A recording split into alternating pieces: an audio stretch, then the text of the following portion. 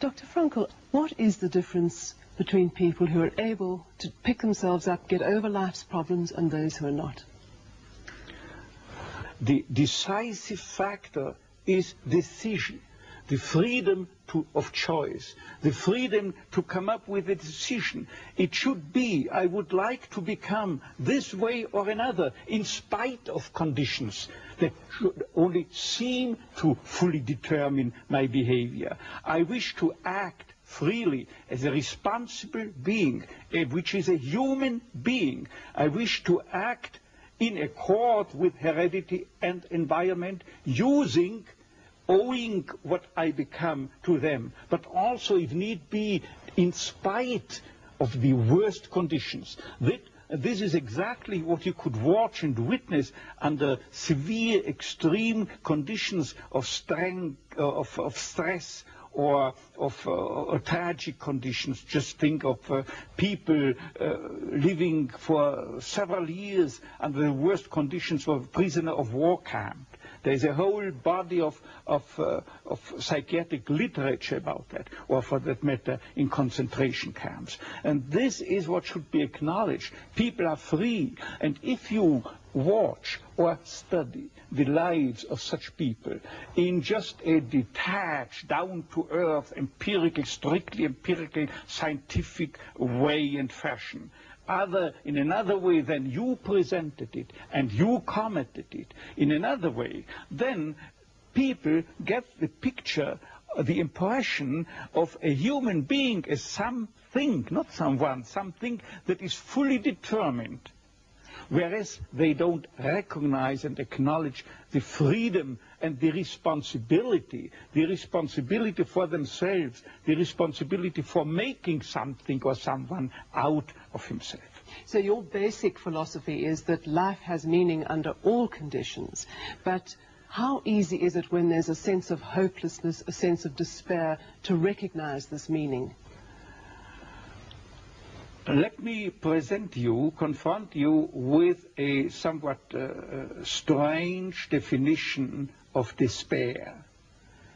As I'm used to proclaiming is that despair can be explained in terms of a mathematical equation. D, capital D, equals S minus M.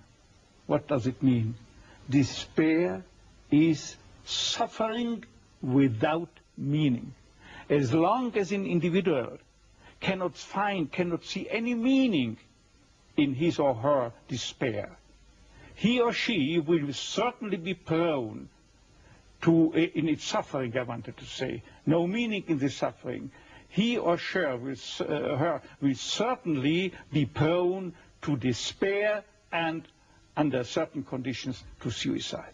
But at the moment they can see a meaning in their suffering, they can mold it into an achievement, they can mold their predicament into an accomplishment on the human level.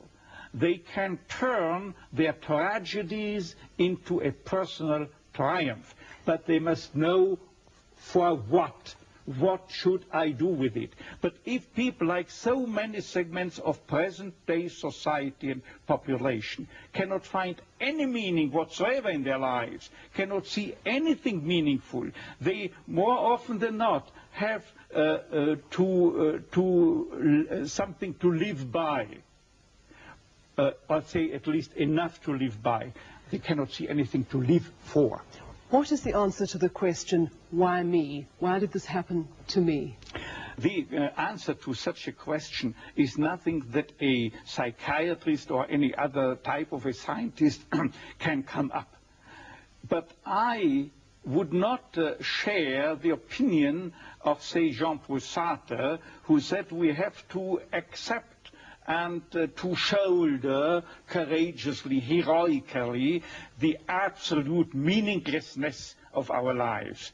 But what I think is rather that what we have to accept is the incapacity of our humanness, the incapacity to recognize the ultimate meaning in intellectual or merely rational terms. This is the only thing we have to accept.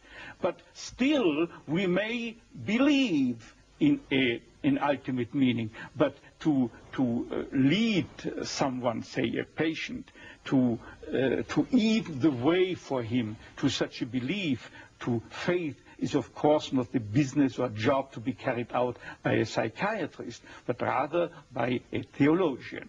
Tell me, to what extent do you feel we have choices in the things that befall us? Our freedom is a finite freedom, a limited freedom. That is to say, a human being is never fully free from conditions, be they of biological or psychological or sociological kind. But the ultimate freedom is always and remains always reserved to ourselves. That is the freedom to take a stand to whatever conditions might confront us.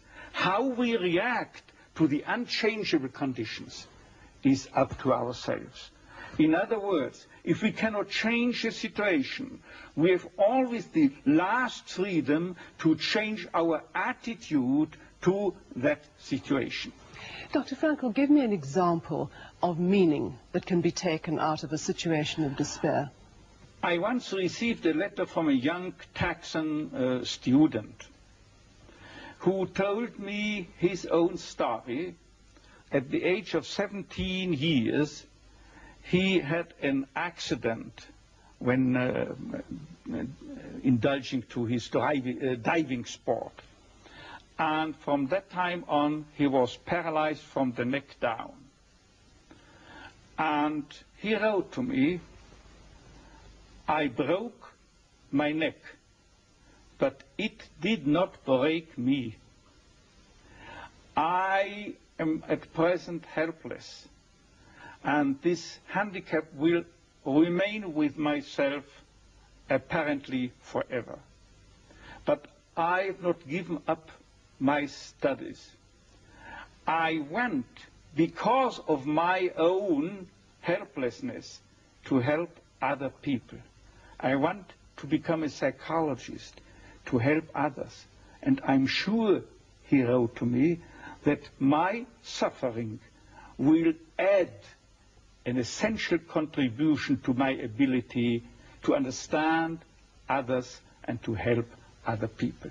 This man, three years later, was invited by me to deliver a lecture, to read a paper at the 3rd World Congress of Logotherapy taking place at the University of Regensburg in West Germany. He was brought in and with his wheelchair by a plane from Texas to West Germany and delivered a lecture under the title, "The Defiant Power of the Human Spirit." The last sentence read, "I know that this is true because that man was me."